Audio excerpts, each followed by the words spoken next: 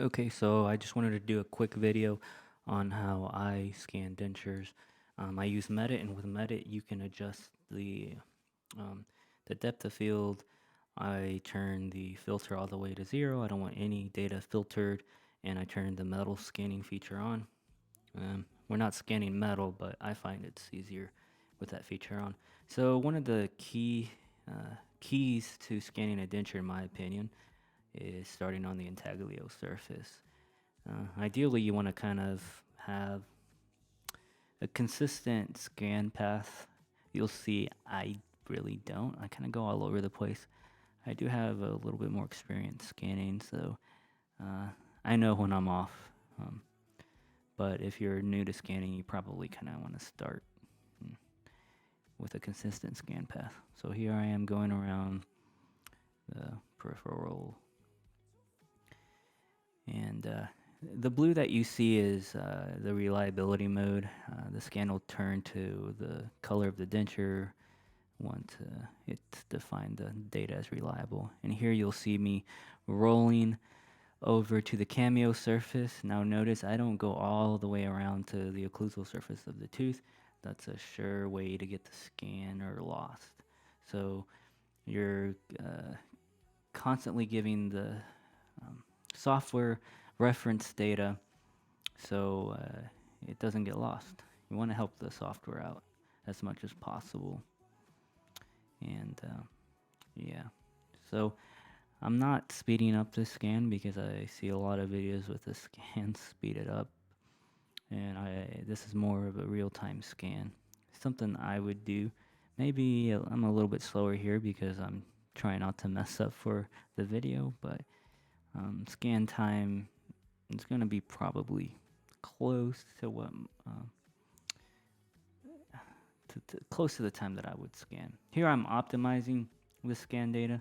I don't know if any other scanners have the optimization feature. Medit does. So I've never scanned with any other scanner, to be quite honest, so I may be biased. So now I'm starting to roll over to the occlusal surface. Again, not trying to get the scanner lost. Ironically, here in a little bit, we'll go over how I introduced error and the scanner got lost.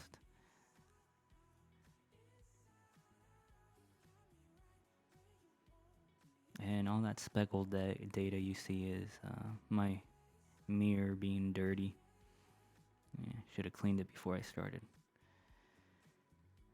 There you can kind of see where I start getting off. You can kind of see the scanner starting a double scan. I don't know if you can tell. You'll be able to tell once I roll the data over. But you'll see how it's not turning green. I'm like, what's going on? I didn't realize it then, but the scan, or I started a double scan, and I was lost. But now I'm found, I guess. There we go. So I hit optimization again, and sometimes the software can correct itself and you can start scanning again. Other times you'll have to delete the data where you got off and start from that point. But in this case, I was able to get back. The software optimized itself and corrected the error. And there you go. The scan is resuming. And one of the hardest parts of a denture to scan is the palate. It's a shiny and smooth surface. Everything that a intraoral scanner hates. So I put some silly putty on the palate, kind of like really compress it so it didn't add a bunch of thickness to it. But that area really doesn't matter. I guess it depends. If you're doing a copy denture, you probably want to make it as thin as possible. But if you're just scanning like for other purposes than a copy denture, it probably doesn't matter as much. But I used to struggle a lot with scanning dentures. I think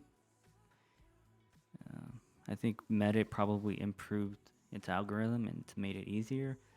I've gotten better, but it used to be really hard for me. Now it's really not that big of a deal. Also, if you have a CBCT, you can scan these which I have one, but I just haven't done it. I probably should, because there's times where I'm like, man, I really need to not be able to, not, I don't have time to do this, and my assistants aren't trained to do this.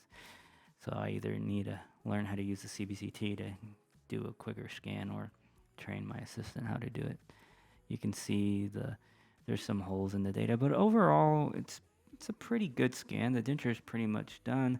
I'm gonna go in there and kind of mess around and refine things a little bit, but the software, whenever you're done with scanning and you hit and it processes the denture, it does a good job of getting rid of all the erroneous data, um, and it gives you a pretty clean STL.